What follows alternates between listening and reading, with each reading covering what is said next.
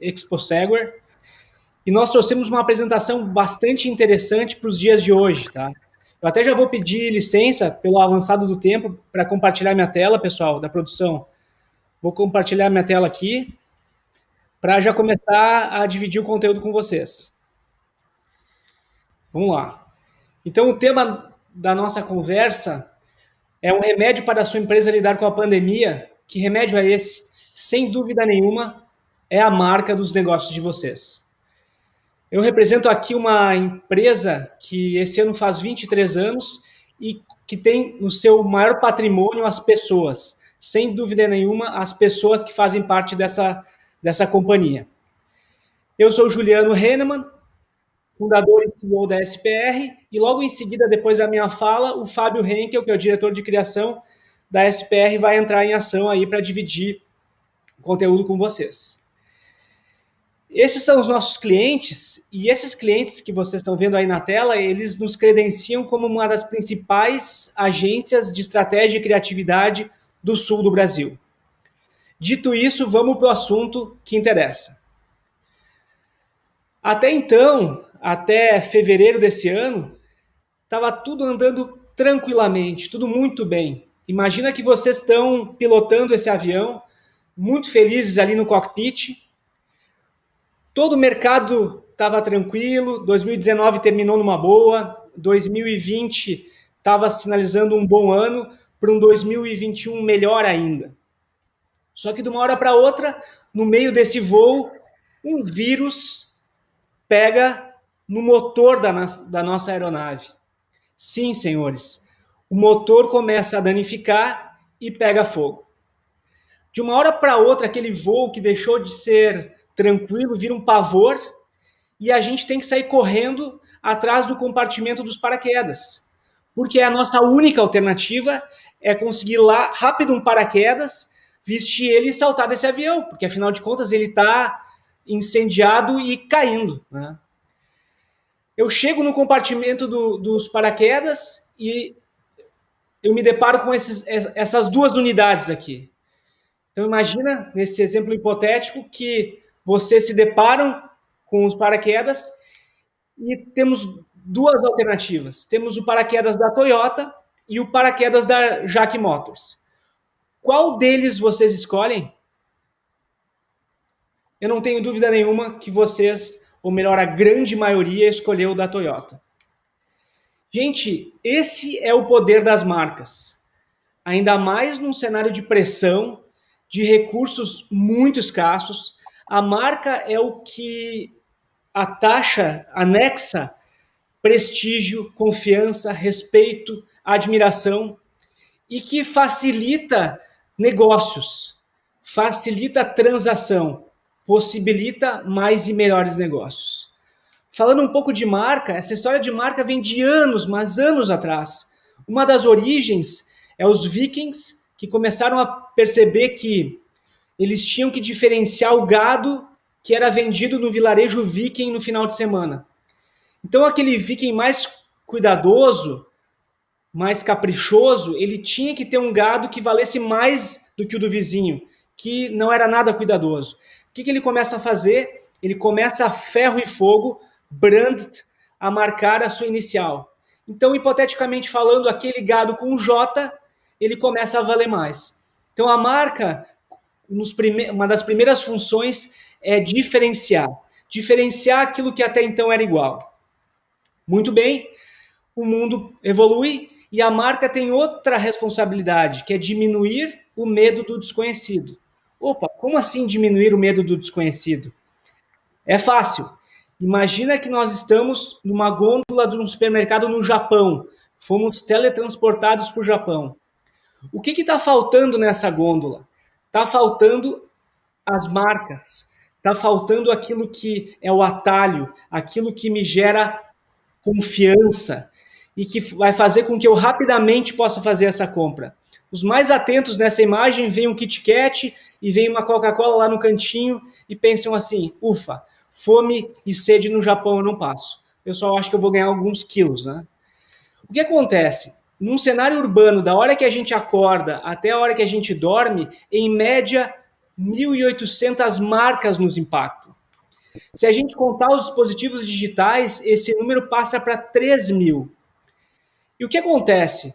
Nosso cérebro é limitado. Quem diz isso é George Miller, um psicólogo de Harvard. Para cada categoria de produtos e serviços, é como se a gente tivesse uma gaveta.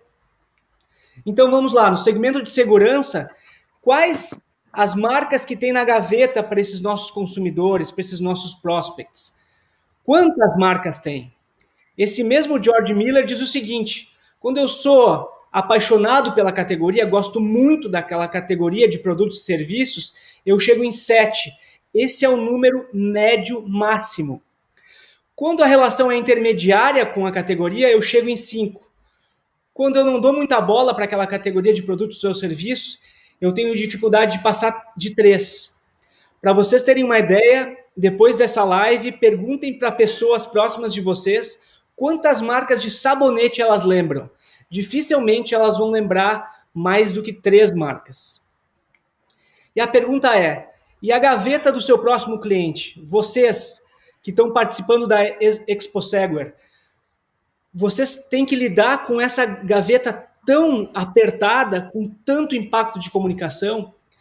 Então, um pouco do que a gente traz hoje é o seguinte: a gente vai mostrar um pouco o que as grandes marcas fazem, que vocês, independente do tamanho da companhia de vocês, também podem fazer. As grandes marcas, elas prestam atenção nesse caminho da comunicação, nesse caminho de gestão de marca. A marca, a etapa 1, ela tem que se tornar conhecida. Gente, tem que divulgar a marca. Ela tem que se tornar conhecida. Se eu não conheço, eu não consigo fazer transação com marca nenhuma, com negócio nenhum, com produto ou serviço nenhum. Logo em seguida, eu tenho que buscar diferenciação. Eu tenho que mostrar por que eu sou diferente dos outros, da concorrência. Essa diferenciação tem que ser relevante. Não adianta eu ser diferente em algo que não faz sentido para o meu cliente. E o suprassumo é a estima. É aí que acontece a conexão emocional das pessoas com as marcas, e daí sim os negócios começam a ganhar um vulto muito grande. Grandes marcas trabalham os seus distinctive assets. Distinctive assets, que termo estranho, né? Termo difícil, na verdade, traduzindo, seriam seus ativos de distinção. Então, ativos de distinção. Mas olha só que coisa irônica. Ativos de distinção são, ironicamente, ter consistência. É, ironicamente, fazer tudo cada vez mais parecido, honrando as características da minha marca. É fazer de forma repetitiva, para que as pessoas entendam que aquela marca, aquele produto ou serviço, se trata da empresa XYZ. Vamos deixar isso mais claro. Grandes marcas são consistentes na sua apresentação. Imaginem uma marca que um dia ela aparece assim.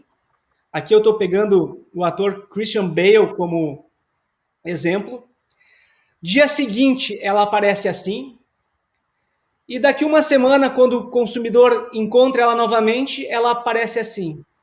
Prestem atenção, é a mesma figura, é a mesma pessoa, só que ela está passando mensagens absolutamente distintas.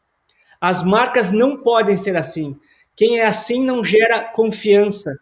Eu percebo que eu não posso me relacionar com essa pessoa porque ela é muito imprevisível. No mundo que a gente vive hoje, todos nós temos muito pouco tempo. Todos nós vivemos uma corrida muito grande. Então, para conhecer pessoas e serviços, o que nós fazemos? Nós fatiamos fino. Nós tiramos uma lasquinha das pessoas, uma lasquinha dos produtos e serviços e das marcas, e a gente define a primeira impressão. Essa primeira impressão é, na verdade, o preconceito, mas não no sentido negativo. O preconceito, se eu trabalho bem a marca, eu preconceituo aquele serviço, aquele produto, como algo bom. E isso é uma grande vantagem. Ao mesmo tempo, se eu crio um preconceito, tirando aquela fatia bem fininha, sem aprofundamento, aquele preconceito negativo, a gente está vivendo um grande problema. Porque as pessoas, elas não gostam de ser contrariadas. Quem de vocês gosta de ser contrariado? Então eu tiro um preconceito negativo e eu nunca mais vou querer me convencer que aquela marca, aquele produto ou serviço é bom. Grandes marcas, elas são sábias em fazer uma coisa muito simples, que é usar um color code de forma muito consistente. Mas que história é essa de color code? Color code, na verdade, é o código de cor da marca. Aqui na tela vocês veem uma das marcas que faz isso melhor no Brasil, que é uma das marcas mais valiosas da América, que trabalha o color code em destaque o laranja e cores complementares o azul e o amarelo. Eu vou mostrar para vocês um comercial que o Itaú colocou na TV, que é tão Itaú, usa tão forte o color code, que não precisa nem mostrar a marca. Atenção.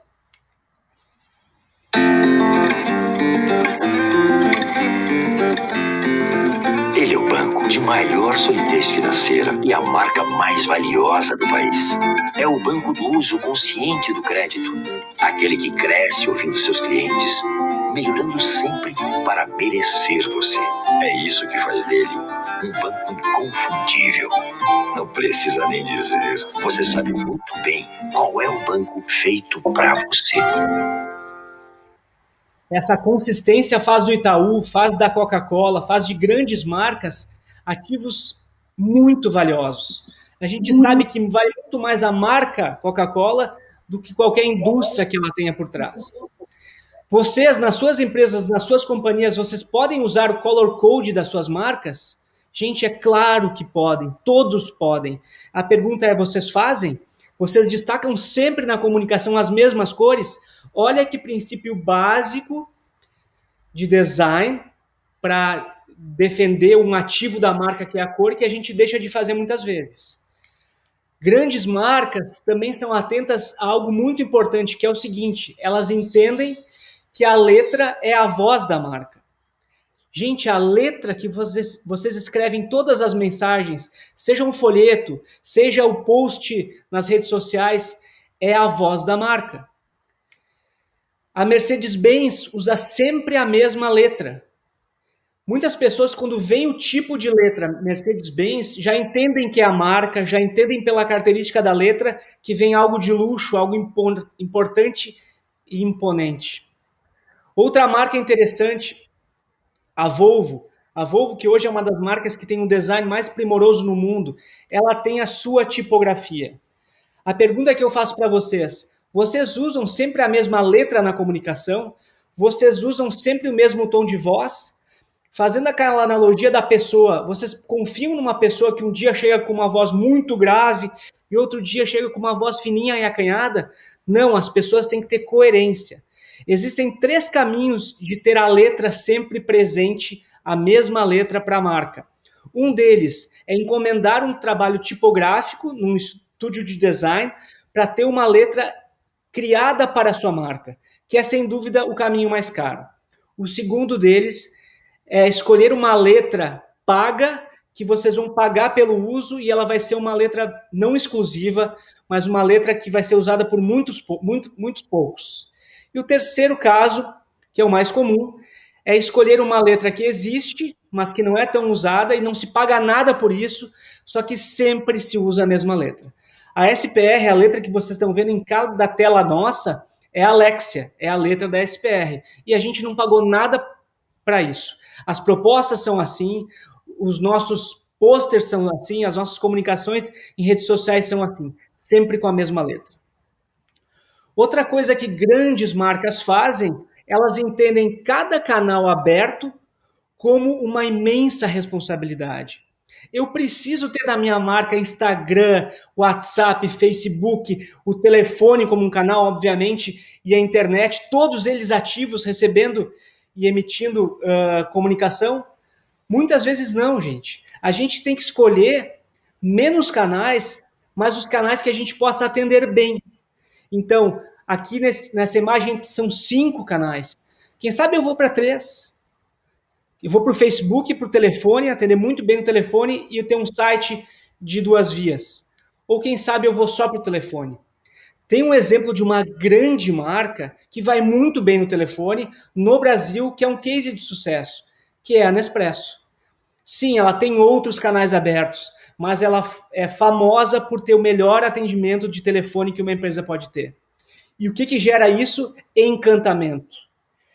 Agora, nesse isolamento social, eu me refugiei aqui na casa que eu tenho de veraneio numa lagoa, e o pessoal de internet instalou a internet. Eles têm, sem brincadeira, gente, 7 canais de comunicação abertos. Nenhum funciona. Eu não consigo tirar dúvidas, eu não consigo falar com ninguém. Façam um atendimento telefônico bem feito e vocês vão ter clientes muito mais satisfeitos. Cada canal que se abre é uma enorme responsabilidade. Vocês podem ter menos e atender melhor.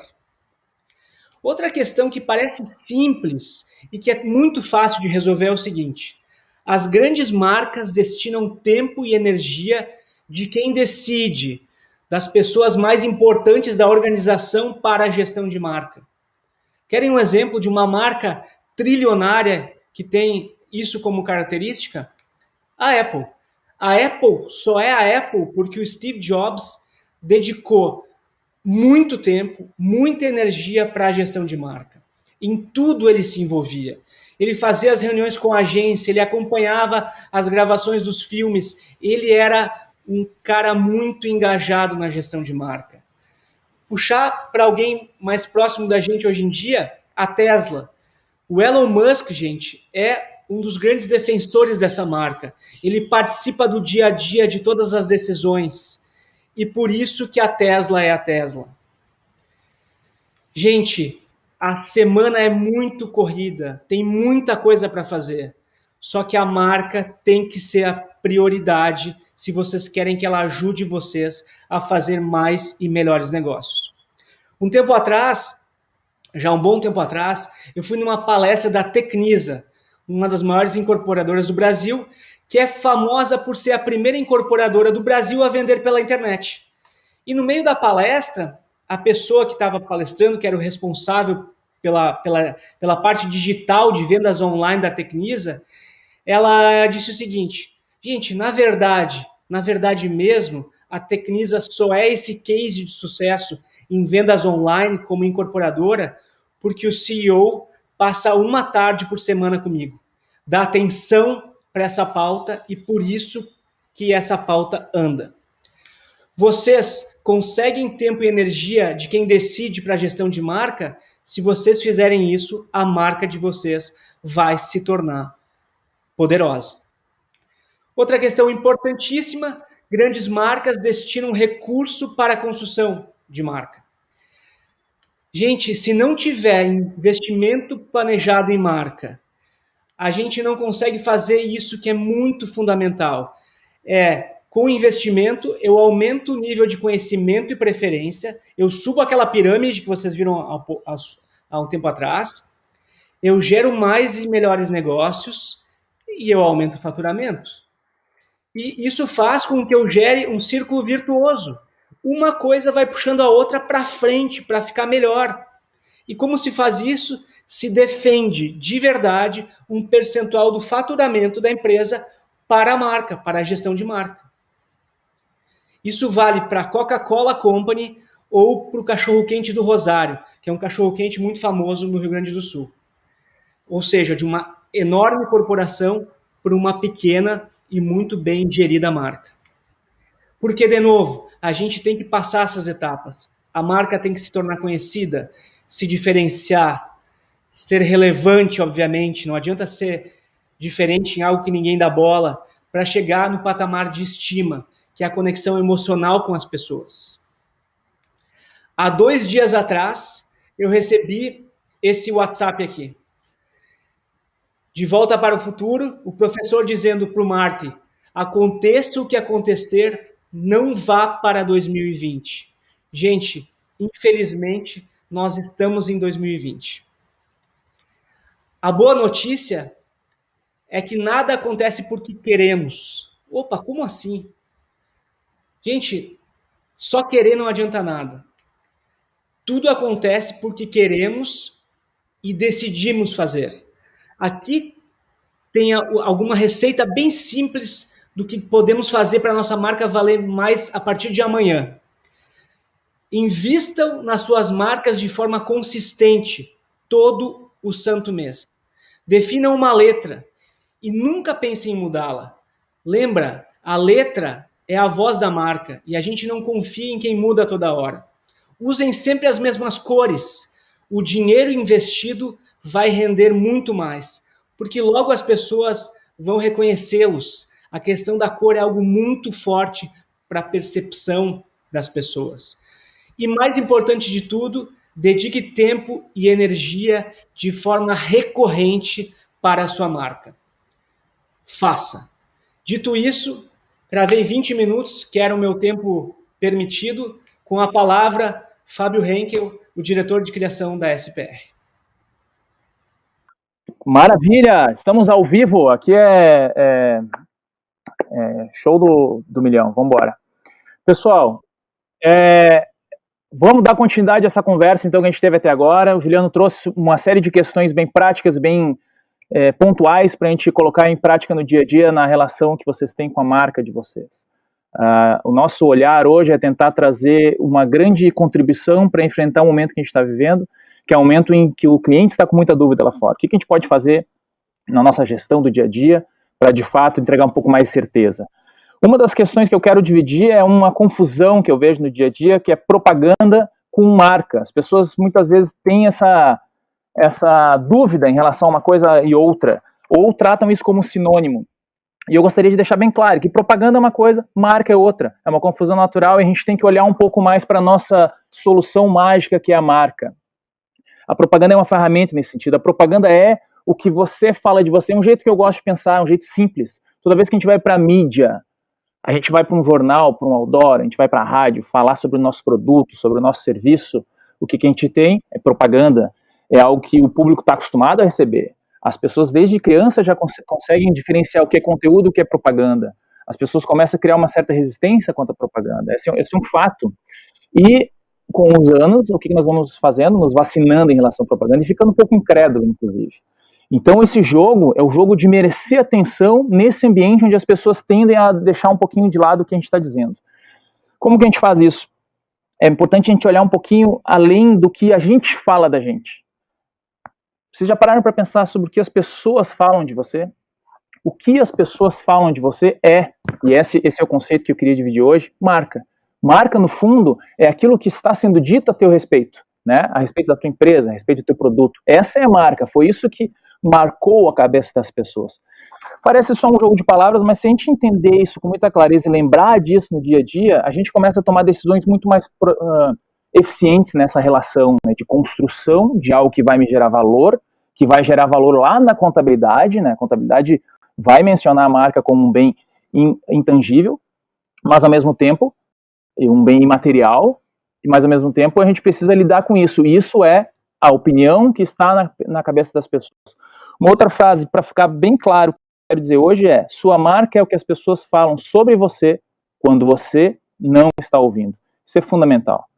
O que as pessoas falam sobre você quando você não está ouvindo? Todo mundo tem um amigo que quando está no grupo, todo mundo gosta de falar com ele e tal, tá tudo bem, e quando ele sai muda um pouquinho a opinião. Todo mundo tem um amigo que quando sai do grupo, as pessoas continuam falando bem dele. E se alguém no grupo ousar falar alguma coisa que não é tão boa, vai ter alguém que vai defender. Essa defesa, esse advogado de marca, é um valor incalculável. É sobre isso que a gente está falando aqui. Que tipo de patrimônio que a gente gera na cabeça das pessoas para que elas, patrimônio para a gente, para que elas falem bem da gente, para que elas nos defendam. Esse é o grande desafio, essa é a grande busca que a gente tem numa construção de marca. Então pense em marca assim, o que estão falando de mim quando eu não estou presente? Quando eu coloco essa frase, a palavra que vem na nossa cabeça, a palavra que as pessoas tendem a se concentrar, é verdade, né? Eu não estou naquela sala agora, o que será que estão falando de mim naquela sala? A palavra na qual as pessoas se concentram é falam. O que elas estão falando? Vamos pensar um pouco.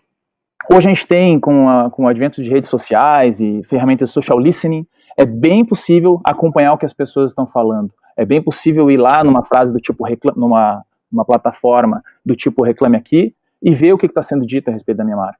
É bem possível mapear a presença de palavras que são relacionadas aos meus produtos e ver o que está sendo dito. Mas a verdade é que existe uma camada abaixo disso. Uma camada abaixo do que é dito, do que é publicado, do que é conversado.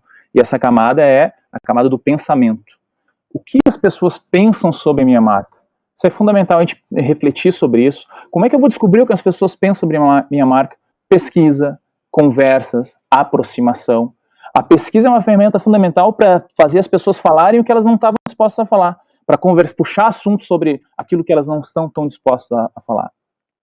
Inclusive para a gente identificar o que é talvez o maior problema das marcas, estar sendo ignorado. Com uma pesquisa a gente consegue perceber que as pessoas não estão pensando a respeito da tua marca, não estão pensando a respeito do teu produto. E essa busca, tentar provocar ações de comunicação que de fato façam as pessoas pensar, é esse grande desafio que a gente vai construir aqui. Pensem um pouco, o que está abaixo do pensamento? Qual é a camada que a gente tem que agora revelar? Abaixo do pensamento vem o sentimento. É fundamental que a gente se preocupe com o sentimento, de verdade, de forma honesta, tentar buscar qual é a conexão emocional que eu estou provocando, que a minha empresa está provocando, que eu, enquanto indivíduo, líder de um processo de gestão de marca, estou provocando.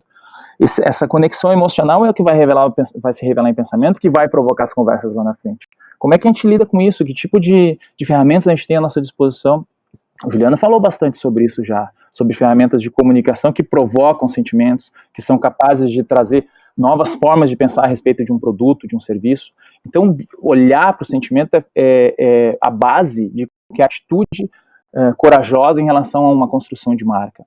Nós da SPR temos constantemente acesso a diferentes estudos e uma constante que aparece, algo que está sempre presente, é essa presença da dificuldade de ouvir. Líderes de hoje têm muita dificuldade de ouvir quem está abaixo dele. Os líderes são hoje construídos emocionalmente para se mostrarem sempre poderosos ao ponto de ter a resposta certa, e no fundo isso ocorre um efeito de bloqueio, de blindagem em relação a novas ideias. Essa dificuldade de ouvir acaba gerando julgamentos em relação ao que poderia ser uma grande informação. Eu receberia uma informação, eu entenderia melhor o que o meu público está querendo, eu entenderia melhor qual é a oportunidade de negócio que existe, o que o mercado quer, mas eu prefiro dizer que eu já sei a resposta, eu prefiro dizer que isso não funciona, eu prefiro dizer que essas ideias novas são um problema. E no fundo, eu estou trazendo aqui a grande necessidade de ir além do óbvio, de ouvir um pouco mais a sua intuição. Qual é a estratégia básica, normal de propaganda? Qual é a estratégia antiga? A gente chama de spray and pray, ou seja, espalhar por aí, jogar informações sobre o nosso produto por aí e rezar para isso dar certo. Né? Essa é uma atitude que deu certo durante muito tempo, mas como eu falei, o público está cada vez mais vacinado em relação a isso. Ok, spray and pray tem um proibido por cima, não sei se vocês viram. Vamos evitar isso, vamos pensar um pouco diferente. Aí eu estava falando sobre touchpoints. Ok, estamos vendo touchpoints que está na tela? É só uma palavra para a gente pensar. Quando a gente estiver pensando em marca, o básico é isso, imaginar quais são os pontos de contato que o público tem comigo. Qual é o ponto de contato? O WhatsApp é um ponto de contato, então vamos mapear isso, vamos refletir sobre isso. Vamos pensar na ligação telefônica, vamos pensar no outdoor, vamos pensar em todos esses mecanismos que estão à nossa disposição. Que sentimento a moto, vamos pensar no mercado do qual a gente está falando aqui, a moto do meu funcionário que está circulando pela cidade, que sentimento essa moto está passando? Será que a cor está certa? Será que a roupa está certa? Será que a conexão que eu estou querendo provocar em termos de comunicação está correta? Isso é mapear o touchpoint, é pensar nisso. Quando a gente pensa no papel do marketing, eu gosto muito dessa frase.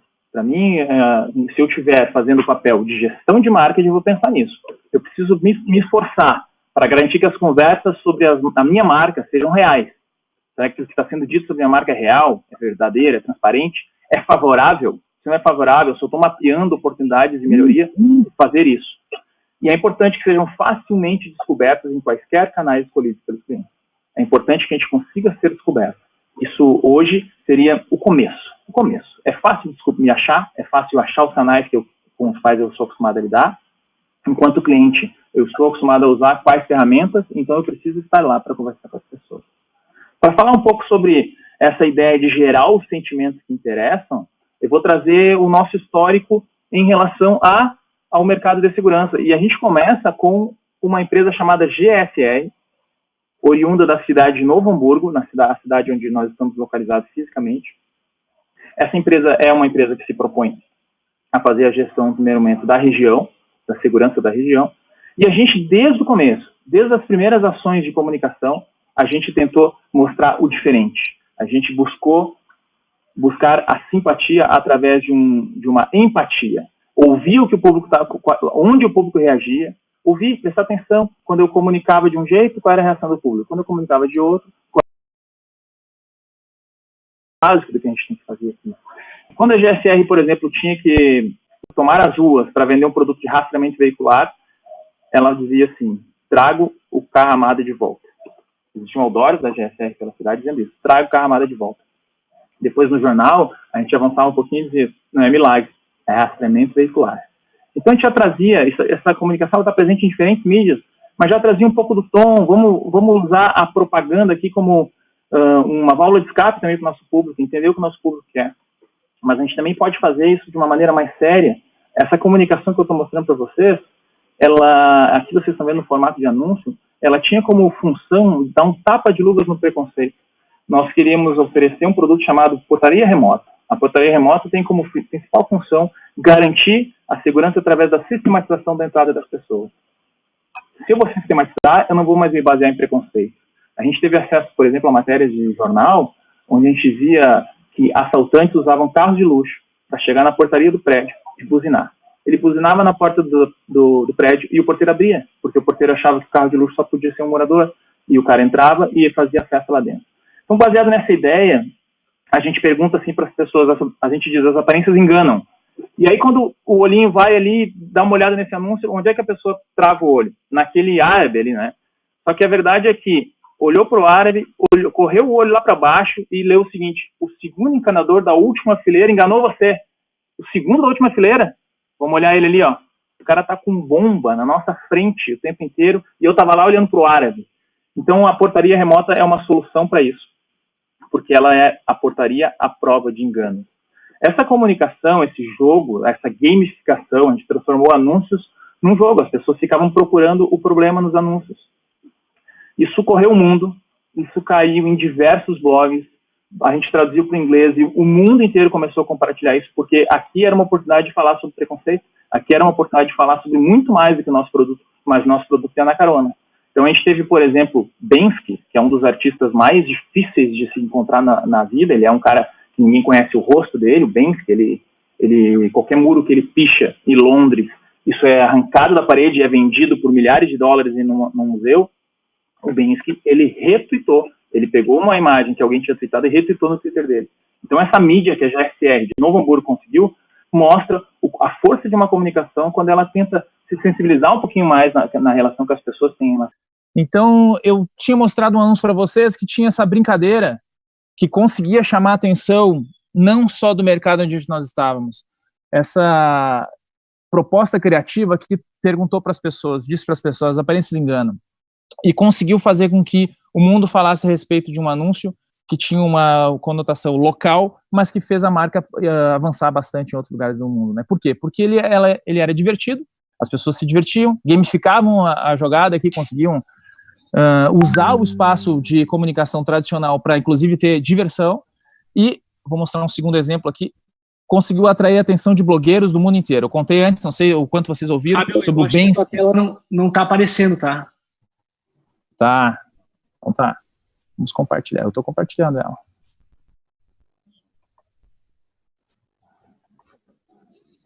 Ó. Legal. Agora sim. Deu? Muito bom. Vamos ver o segundo anúncio dessa mesma série. Ó. Aqui tem uma ameaça disfarçada de estudante. Então a gente pegava e fazia as pessoas olharem para esse conjunto de estudantes e pensar: onde é que está o problema? As pessoas naturalmente pensavam no diferente, mas e você errou. Veja o primeiro estudante da quarta fileira. E a gente ia notar lá que 1, 2, 3, 4, na quarta fileira, o cara está usando uma bazuca ao mesmo tempo em que a gente está olhando para o outro personagem.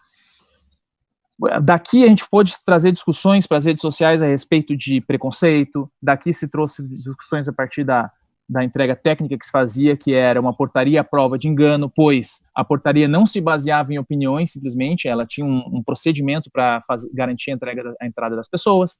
Então, um deles enganou você.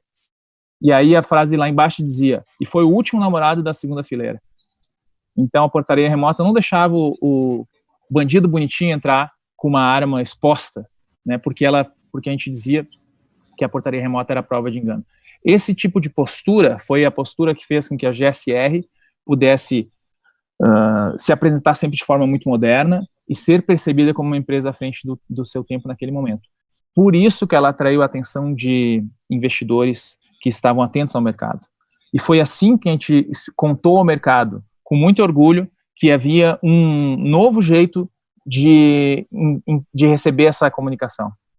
Foi assim que a gente falou para o mercado que agora a GSR era VigZul. A gente disse que existiam novos investimentos em segurança do Estado. A gente trouxe uma notícia positiva para o Estado como um todo, e a gente usa a comunicação aqui mais uma vez para trazer o tom divertido. Esse tom, ele se mantém quando a gente tem a oportunidade de atender essa mesma marca em parâmetro nacional. Imagine vocês que nós estávamos num ambiente regional e a gente foi, ao ser adquirido pela VigZul, a gente teve a oportunidade de acompanhar a VigZul em parâmetro nacional, e aí pôde se comunicar da forma mais coerente com o que a gente vinha fazendo até então. Como que a gente fez isso? Manteve aquele mesmo tom. Então aqui vocês estão vendo, de uma forma muito divertida, essa notícia de que tu precisa ter alarme residencial, porque quando tu vai para o trabalho, é como um carrossel. Tu vai para o trabalho, o ladrão também vai. O tom se manteve aqui.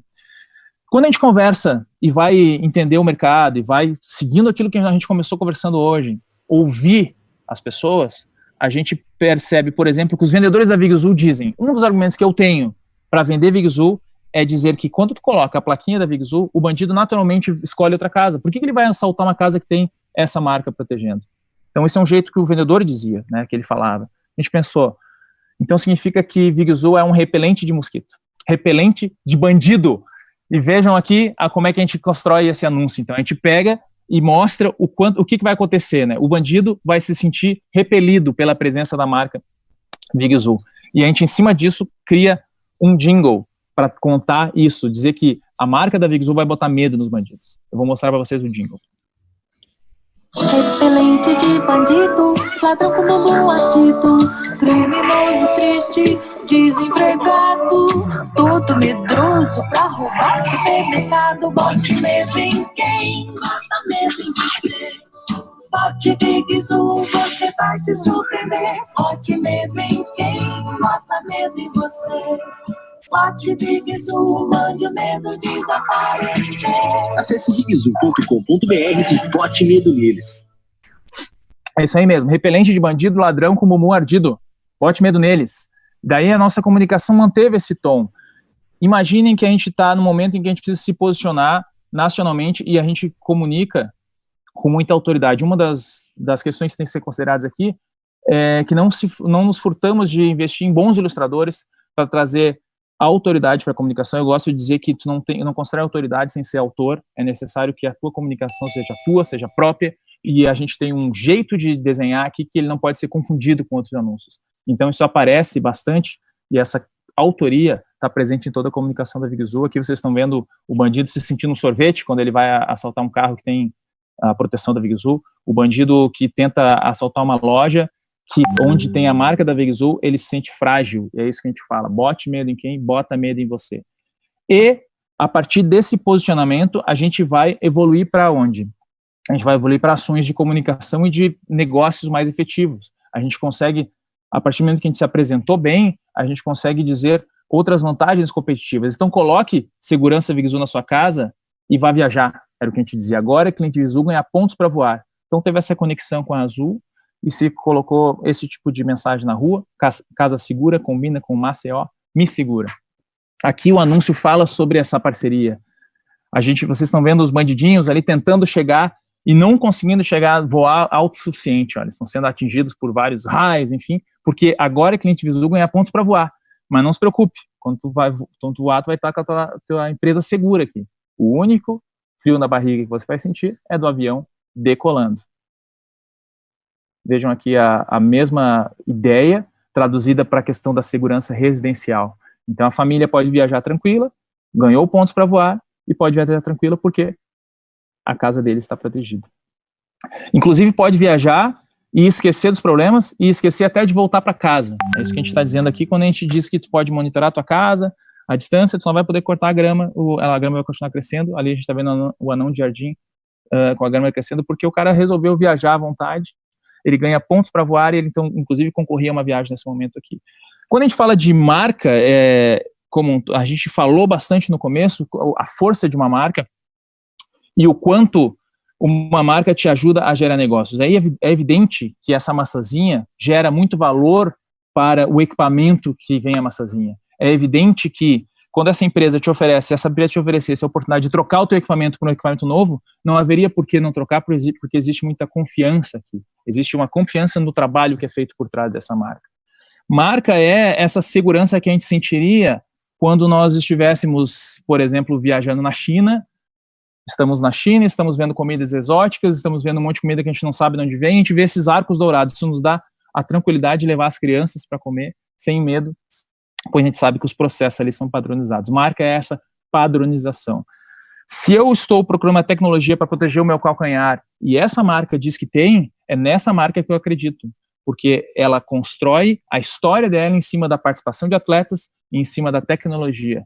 Então, uma marca, ela está aí para te passar confiança, segurança. Isso acontece também no mercado nacional. A gente tem uma marca aqui que não para de crescer nas avaliações. Hoje ela é a 14ª marca mais valiosa do Brasil. Está valendo apenas o conceito da marca, vale mais de R$1 bilhão.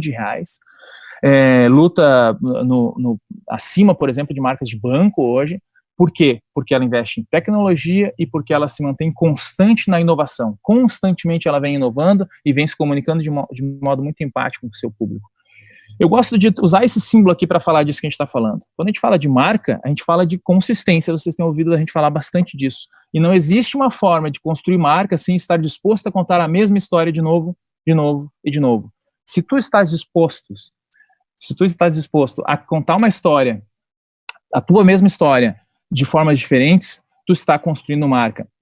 A gente sabe, a gente viu o Christian Bale antes ali na apresentação do Juliano, olha só que sincronia aí, Juliano. O Christian Bale também já apareceu assim, né? Só que a gente, quando vê esse personagem, a gente sabe exatamente o que ele vai fazer. A gente sabe o que ele fez com o dinheiro dele, a gente sabe o que aconteceu com os pais dele, a gente sabe por que ele virou um herói. Essa história todo mundo já sabe, e mesmo assim a gente quer ver sempre. Não é à toa que a consistência e a repetição é tanta que o antagonista dele tem que ser um personagem que a gente não sabe o que esperar. É um personagem que se propõe a ser inesperado. Ele fala isso, né? Ele olha para a câmera e diz, você acha que eu tenho cara de alguém que faz planos? Porque justamente não tem como equilibrar um personagem tão repetitivo com um antagonista que não tivesse essa postura oposta. E quando a gente está falando de marca, a gente não pode se furtar de imaginar as pessoas que estão por trás da marca. Então, o Bruce Wayne é um maluco que gasta o dinheiro do jeito que gasta, mas a gente confia nele, a gente sabe que ele vai ter uma reação constante e previsível. E as pessoas gostam disso. As pessoas enchem os cinemas, apesar de poder ver os filmes em casa, apesar de poder já saber essa história de cor, as pessoas enchem os cinemas para ver a história do Batman sempre. Pessoas gostam de consistência. Isso está presente nessa analogia que eu fiz com o Batman, mas está presente no mundo dos negócios.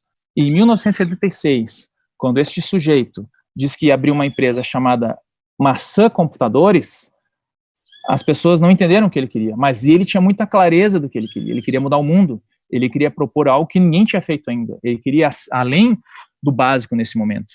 E com essa visão de mudar o mundo é que cada produto em que ele tinha participação vinha e conquistava pessoas. Sempre foi assim. Toda vez que um produto com a maçãzinha aparece, as pessoas fazem fila para poder ser um dos primeiros a pegar, para fazer parte dessa visão de mundo. E a gente está discutindo aqui a importância de ter uma visão de mundo. A gente está vendo, por exemplo, aqui eu estou mostrando para vocês uma imagem do Ray Kroc, cara que está meio pop agora, em função do cinema, que está contando a história dele, mas ele tem uma frase clássica. Ele é um cara que aos 52 anos conseguiu transformar um restaurante em uma rede, e ele fez isso dizendo sempre a mesma coisa, que nada substitui a persistência. Não, o mundo é cheio de pessoas talentosas fracassadas, agora persistentes são os que chegam lá. Ele dizia isso sempre, e com essa visão de que o restaurante precisava ter diversão, conforto e uma entrega rápida, é que ele enche restaurantes pelo mundo inteiro, né? Aqui vocês estão vendo uma imagem de um McDonald's na Rússia. As pessoas fazem fila, as pessoas são atraídas por essa consistência. A gente está vendo a Luísa Helena Trajano, a empresária brasileira, que tem sido uma líder agora, nesse momento de necessidade de inovação, tem sido uma líder agora, durante o caos do corona, né? Ela tem se mostrado muito construtiva nas falas dela, ela fez inclusive uma doação de 10 milhões de reais para ajudar na causa, ela tem dito que não é preciso, que ela não vai demitir funcionários e que ela vai manter a equipe, está falando sobre isso sempre, está fazendo tecnologia no site dela para que mais pessoas, artesãos, enfim, possam vender ali. Então tem uma consistência nessa história que ela conta, que é a consistência que faz as pessoas acreditarem quando ela faz uma promoção, que faz as pessoas fazerem fila, que faz as pessoas encherem a loja dela e a marca dela valer cada vez mais. Não tem outra forma de fazer marca sem essa ideia consistente, partindo de uma mente que consegue colocar isso na sua comunicação. Quando a gente está discutindo o futuro da Segware, vocês estão vendo aqui o nosso CEO, Luciano Moraes, o que a gente discute sempre? Um porquê muito claro. A Segware sabe que ela existe para tornar o mundo um lugar mais seguro. Se a gente tem um porquê claro, a gente consegue colocar isso na comunicação, e isso vai estar presente na mente de todo mundo que está fazendo parte da construção da Segware, que está trazendo solução para a Segware, que está atraindo o Brasil e o mundo com essas soluções de tecnologia, porque a gente sabe que os Segmakers, esses caras que são comprometidos em tornar o mundo um lugar mais seguro, estão também comprometidos em atrair pessoas. Então, a frase que eu trouxe lá no começo, antes da gente cair na internet, antes da gente ter o nosso intervalo aí, é a frase que eu quero que fique com vocês hoje. Sua marca é o que as pessoas falam sobre você quando você não está ouvindo. Se a gente lembrar disso, quando a gente estiver planejando uma comunicação, quando a gente estiver pensando nos próximos passos na construção da marca, a gente vai sempre se concentrar no que importa. Vocês devem ter destacado essas duas palavras mentalmente. Pessoas, eu preciso pensar nas pessoas, não basta eu encher a comunicação de coisas sempre iguais, mas é muito importante que a gente pense na gente, que você, como gestor de marca, consiga entender qual é o teu papel nesse conceito. Eu mostrei os líderes aqui e a visão dos líderes, porque quem tem um porquê supera qualquer como. Essa é uma frase de Nietzsche. Quem tem um porquê supera qualquer como. Qual é o teu porquê? Por que a tua empresa precisa se comunicar? O que ela precisa dizer? Isso é necessário estar presente na tua visão, sempre. No que tu acredita. Se a gente sempre fizer essa comunicação tradicional, em que tem homens de braço cruzado, que é super comum, né, em comunicação de empresas de segurança, essa comunicação tradicional em que a gente vê moto, que a gente vê carro, que a gente vê o logo grande, o que a gente está dizendo? A gente está distanciando tanto do nosso porquê, daquilo que a gente acredita. E eu estou realçando aqui essa ideia de pensar mais nas pessoas, de pensar na alegria do trabalho, de pensar na importância de ter um sentimento sendo transmitido na comunicação, de pensar na alegria de merecer a confiança das pessoas, de trazer isso para a comunicação, de fazer com que esse humor, essa conexão emocional, que eu tanto destaquei no começo, esteja presente na comunicação, porque se há conexão emocional, se há um sorriso aberto na comunicação, há uma construção de marca, e é isso que a gente tem que pensar quando a gente está pensando marca. A gente precisa entender que esse é o nosso porto seguro num ambiente de crise. Essa conexão emocional que esteja presente na comunicação, porque se há conexão emocional, se há um sorriso... E é isso, gente. Muito obrigado. Mas muito, muito bacana esse conteúdo, e quando a gente conversou de trazer essas dois feras aí, o Juliano e o Fábio da SPR, que já tem uma experiência aí com o segmento de segurança eletrônica, foi outro fator que nos levou a convidá-los aí para participar. E durante a apresentação do Juliano e do Fábio, eu vi aqui uma interação do pessoal no chat, no nosso canal, Christian, e eu queria aproveitar e transmitir, é uma pergunta, é um comentário com uma pergunta que um participante fez, que foi o pessoal da GN Suporte, perdão, e ele fez o seguinte comentário, Juliano, Fábio, aí vocês vê quem gostaria de responder. O que fazer, então, quando o marketing oferece cores melhores? Trabalho a minha há mais de 8 anos, por exemplo. Então, ele, pelo que eu entendi, ele tem um padrão de cor visual que está desde o início da empresa, e o marketing aí fez uma sugestão de mudança, e a GN Sport ali ficou assim, e aí, será que eu sigo a recomendação de mudar, deles? Né? Exato. Boa pergunta, Mike. O que acontece, tá? Vamos lá. Toda mudança que for mais abrupta, tá? Vai dar a impressão que a empresa está fazendo alguma mudança mais significativa, tá? Então, se a mudança é uma mudança que vai levar a cor para um outro tom, mas um tom que é similar ao tom anterior, pode dar a impressão que a empresa está fazendo uma evolução, mas que ela continua com a mesma essência. Se a cor muda muito radicalmente, passa a ideia que está havendo uma mudança muito significativa. Tá? A mesma coisa vale para a nova logomarca. Tem muitas logomarcas que são facelift da marca anterior. O que é o facelift? É aquela história quando o Gol muda um pouquinho, fica mais bonito, mas tu logo identifica que o Gol, o automóvel, o Gol, é o Gol da Volkswagen. Né? Então, nesse caso, foi uma mudança facelift de design. Então, a mudança da cor, ela também pode ser mais sutil, e a agência pode estar sugerindo nesse sentido. Então, essa mudança, ela faz sentido, porque é uma evolução, a não ser que a empresa realmente esteja mudando radicalmente, daí a cor pode mudar radicalmente. Eu, até para complementar, Mike, eu me agarro no porquê. Por que está mudando? É importante entender o que está acontecendo. Estamos mudando porque existe uma mudança de orientação de marketing, algo maior do que a simples mudança da cor, ou a mudança da cor é um capricho? Se a gente entender que a mudança da cor nos leva para um caminho que interessa, tem que ser avaliado e tem que ser considerado, mas existem várias formas de fazer isso. Pensa no porquê. Por que estamos fazendo Muito isso? legal isso. O Juliano falou uma coisa que me marcou muito e me chamou muito a atenção, porque assim, aqui no CT, a gente conversa com muitas agências, e por ter a revista também, muitas agências falam dos anúncios deles, né? E assim, é um contato diário com a agência de publicidade. E a maioria, elas falam, puxa, você tem que estar em todos os lugares, você tem que estar em todos os veículos e tal. E você, Juliana, falou uma coisa que eu concordo muito.